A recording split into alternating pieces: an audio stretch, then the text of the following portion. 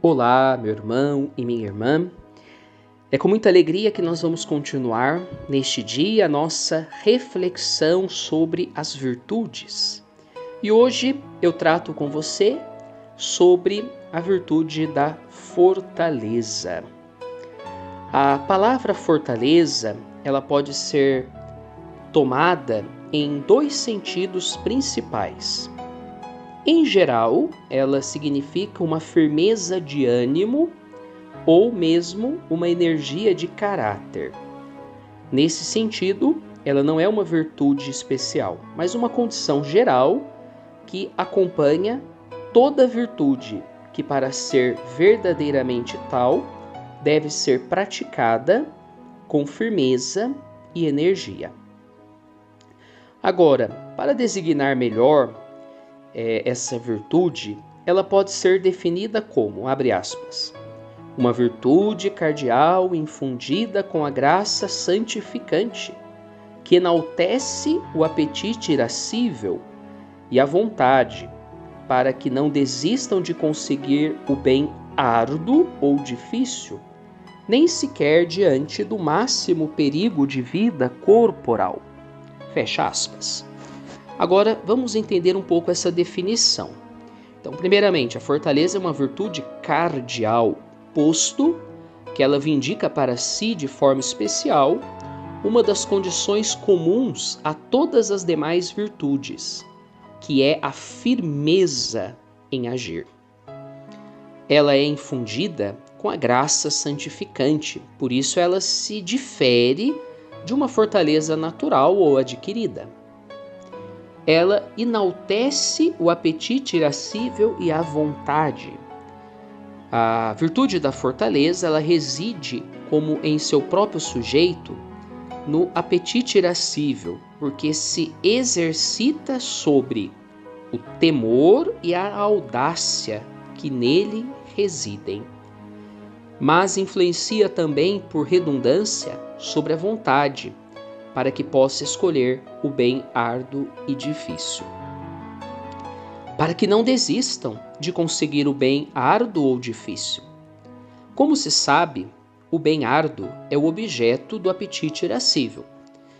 Ora, a fortaleza tem por objeto robustecer o apetite irascível, para que não desista de conseguir o bem difícil, por maiores que sejam as dificuldades e os perigos que se apresentem. E por fim, nem sequer frente ao máximo perigo de vida corporal.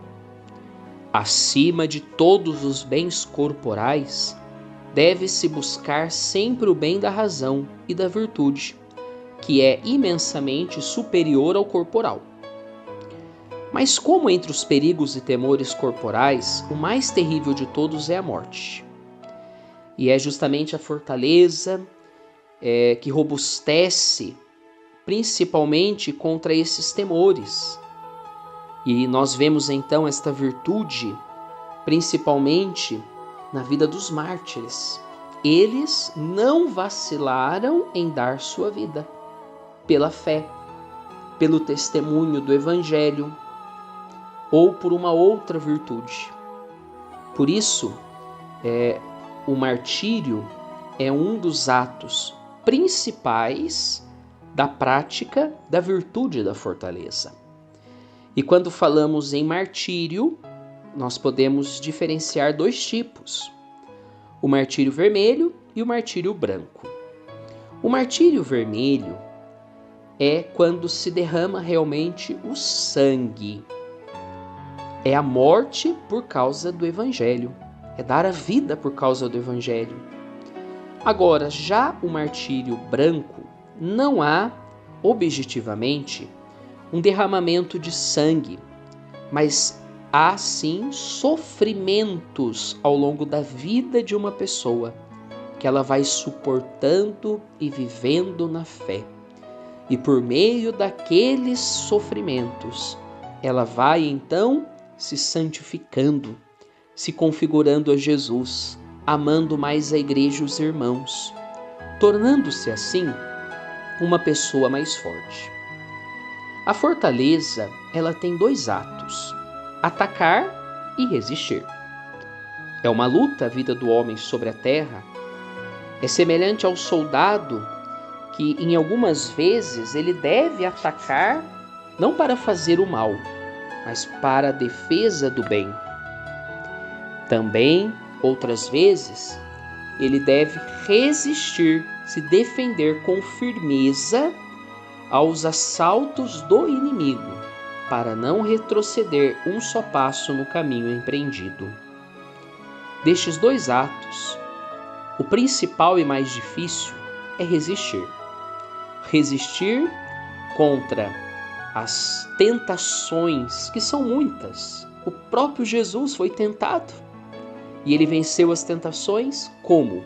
Pela oração, pelo jejum, pela palavra de Deus. Jesus foi forte. Nele residiu a fortaleza sobrenatural. Fortaleza esta que ele também foi alcançando pelas práticas espirituais. Também nós precisamos da virtude da fortaleza para enfrentar as provações. Provações contra a nossa fé. Provações que querem nos desanimar e que se manifestam de muitos modos.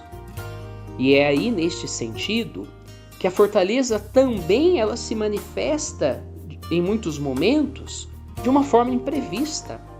Nós sentimos e experimentamos uma força que nós não sabíamos que residia dentro de nós. É evidente também que aquele que reage no ato contra o mal, sem ter tempo para pensar, mostra ser mais forte do que aquele que o faz unicamente após uma reflexão madura. E até aquela pessoa forte, ela pode usar a ira como instrumento para o ato de fortaleza em atacar. Mas aqui não é qualquer ira, senão aquela que é controlada e orientada pela razão. Porque do contrário, a ira vai se tornar um pecado capital. Vemos então que a fortaleza é uma virtude muito importante e excelente, mesmo não sendo a máxima entre todas as virtudes. Ela pertence essencialmente à prudência, de maneira efetiva à justiça. E só conservativamente, ou seja, removendo os impedimentos, a fortaleza e a temperança. E entre as duas últimas, fortaleza e esperança, prevalece a fortaleza. Entre a fortaleza e a temperança, prevalece a fortaleza. Porque é mais difícil superar os perigos, as provações, as tentações, do que simplesmente os perigos procedentes das deleitações do tato, por sua vez regulados pela temperança. Conclui-se então que a ordem de perfeição entre as virtudes cardeais é a seguinte: prudência, justiça, fortaleza e temperança. Na vida espiritual, a fortaleza então tem o seu duplo ato de atacar em defesa do bem e de resistir às insídias do mal.